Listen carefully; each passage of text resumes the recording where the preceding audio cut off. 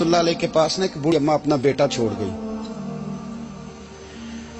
तो हजरत साहब ने को 2, 4, 5 महीने रखा। तो बाद में उसकी अम्मा को बुला के कहा कि तू बेवा है, बेटा तेरा यतीम है, मैं नहीं चाहता कि इसका वक्त जाया हो।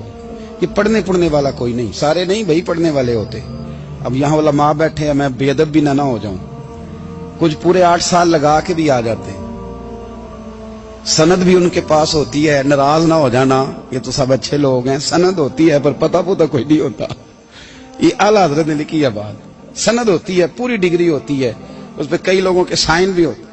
तो बहुत सारे तालिब इल्म ऐसे होते हैं जो मदारस में कहते हैं मैं फाजल फलां हूं, लेकिन कोई शय पास। तो मौलाना सरदार अहमद साहब मुहद्दिस आज़म पाकिस्तान रहमतुल्लाह अलैह उस बूढ़ी को कहने लगे तेरा बेटा कौन देना है, पढ़ना पढ़ाना इसने कुछ भी नहीं, तो यतीम बच्चा है, कल को तो कहेगी कि मेरे बेटे ने वक्त जाया किया तो वापस ले जाओ। बूढ़ी अम्मा रोने लग गई, कहने लगी मैं पढ़ाने तो नहीं लाई थी, मैं तो आपको रब का वली समझती हूँ, मैं तो नौकरी कराने लाई थी, नौकरी। हजरत अनस बिन मालिक कहते हैं मेरी अम्मा भी हुजूर की बारगाह में दे गई थी, हुजूर की बारगाह में। ये नहीं कहा था कि या रसूलल्लाह पढ़ा दें, हाँ हाँ मैं जिम्मेदारी से बात कर रहा हूं। ये नहीं कहा था हुजूर मुजाहिद बना दें, ये थोड़ी कहा था कि या रसूलल्लाह सल्लल्लाहु तआला अलैहि वसल्लम से मुफस्सिर, मुहद्दिस, मुहक्किक, मुफ्ती बना दें। हजरत अनस की अम्मा कह गई थी सोनिया जब तक ये रहेगा ना आपकी नौकरी करेगा, ये घर के काम काज करेगा, ड्यूटी करेगा, हुजूर ये आपकी नौकरी करेगा। तो मेरे महबूब ने फिर दुआ कर दी, अल्लाह इसे बरकत अता फरमा। तुम समझता है खिदमत वाला खाली रह जाता है? जितना जायका खिदमत वाले को मिलता है, जो उसके नसीब में आता है, वो किसी का नसीब कहां भाई। हजरत अनस कहते हैं हुजूर ने दुआ कर दी, बरकत की। मुझे तो खेती बाड़ी आती भी नहीं थी, पर लोगों के बाग में साल में 1 दफा फल लगता था, मेरे बाग में 2 दफा लगता था। हुजूर ने दुआ कर दी अल्लाह इसे औलाद दे।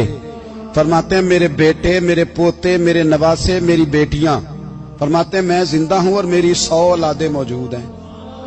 परेशान हो गया 100 सुन के बच्चे 2 ही अच्छे, 100 औलादे मेरी मौजूद हैं। हजरत अनस बिन मौलाना सरदार अहमद साहब के पास ना छोड़ गई बच्चा, कहने लगी हजरत जी मैं को पढ़ाने के लिए थोड़ा छोड़ गई हूँ, मैं तो इसलिए छोड़ के गई हूँ कि आप मेहरबानी करें, खिदमत कराएं। तो हजरत जी कहने लगे कोई ऐसा काम ही नहीं, खिदमत वाला क्या कराऊं। कहने लगी पट्ठे पवा लिया करो जी। उन लड़ पेंदे ने, कहने ने बच्चे काम कर दें मदरसे का। हालांकि अब कहां बच्चे काम करते हैं, अब तो गुजर गया दौर, अब तो बच्चे काम कराते हैं। अब बच्चे भी नाराज हो रहे हैं, घूर घूर के देख रहे हैं। सही कह रहा हूं आपको, बच्चे काम कराते हैं, बच्चे कहां काम करते। कहने लगी ये चारा डाले करेगा आपकी भैंसों को। तो हजरत ने उसको कहा कि बीबी चारा आप मेरी भैंसों को डालने के लिए मैंने बंदा रखा हुआ है, तो तू जा ले जा। कहने लगी हाथ बांध के हुजूर मेहरबानी करें रख ले, चारा डालेगा। और पुत्र तवज्जो से चारा डालना हजरत की भैंसों को। रोने लगी, हजरत ने रख लिया, महीने का खर्चा भी देते। शाम को ना वो सारा दिन काम करता, शाम को आके पैरों में भी बैठ जाता, हजरत जी लाएं तेल थोड़ा सा, पैर ना दबा दूं। 8 साल साथ वाले पढ़ते रहे, ये बेचारा नौकरी करता रहा, मेरा रूप भी नहीं ते मेरा रंग भी नहीं, और मैनू यार मनान दा टंग भी नहीं। कभी कभी ना हजरत बिलाल हबशी फारग होते ना तो नबी पाक की बारगाह में अर्ज करते हुजूर कोई काम तो नहीं, सारे हो गए, हुजूर जाऊं जरा, चले जाते। एक दिन सलमान फारसी कहने लगे या रसूलल्लाह ये बिलाल कहां जाता है। फरमाया जा देख के तो आ। हजरत सलमान वापस आए तो आके रोने लगे, कहने लगे सोनिया जब यहां से जाता है ना तो जाके सैयदा फातिमा की चक्की पीसनी शुरू कर देते, बीबी साहबा के काम करने लगता है, घर में जाके स्नैन की ड्यूटी करता है, वहां भी काम यहां भी काम। वो चारा डालता रहा, उसने चारा डाला। हजरत मुहद्दिस आज़म की भैंसों को दस्तारे फजीलत का वक्त आ गया, सारे पगड़ियां सजा के आ गए, आज दस्तार होगी। ये ना पीछे होके बैठ गया, चूंकि पढ़ा ही नहीं था तो दस्तार काहे की, दस्तार तो उसकी जो पढ़ेगा, हमने तो पढ़ा ही नहीं, हमने तो यार पढ़ा, घर पढ़ा, ड्यूटी करी। हजरत मुहद्दिस आज़म रहमतुल्लाह अलैह के यहाँ जब ऐलान होने लगा ना कि अब दस्तार होगी, तो हजरत ने पहला ऐलान उसका फरमाया। तो मजान वाला बंदा कपड़े भी कदी कदी बदल देना, वो कहता है जिस हाल में भी था मैं पलट के देखने लगा कि पढ़ा पढ़ाया तो है, कोई शय नहीं। तो ये माजरा क्या है, पीछे से उठ के आए, تو کہتے ہیں باقیوں کی دستار کسی عالم نے کی, کسی صوفی نے کی, لیکن یہ بھینسوں کو چارہ ڈالنے والا جب آیا تو محدث اعظم نے فرمایا پگڑی کے بال کو کوئی ہاتھ نہ لگائے, یہ ساری دستار میں نے کرنی ہے.